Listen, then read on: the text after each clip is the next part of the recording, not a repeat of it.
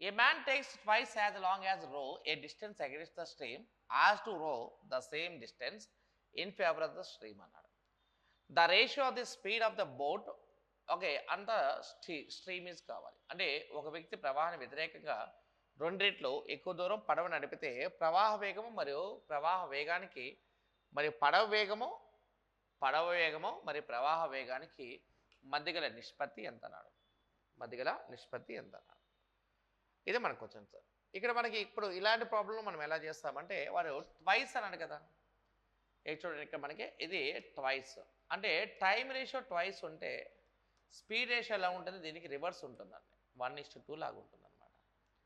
అంటే ఇప్పుడు మనం ఇలా డయాగ్రామెటికల్గా తీసుకుంటే ఇక్కడ చూడండి, ఇక్కడ మనకి ఇలా ఇలా ఆరో మార్క్స్ లాగా తీసుకుంటే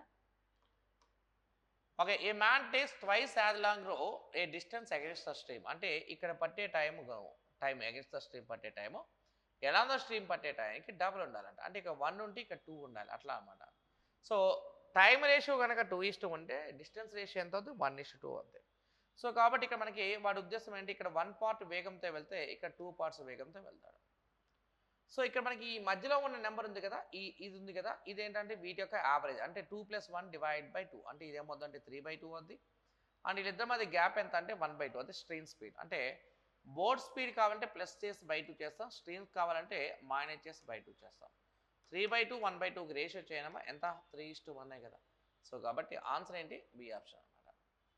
ఓకే అంటే పడవ వేగం అంటే 3/2 అండి, ప్రవాహ వేగం అంటే 1/2. 3/2 అండ్ 1/2కి రేషియో ఎంత, 3:1 కదా.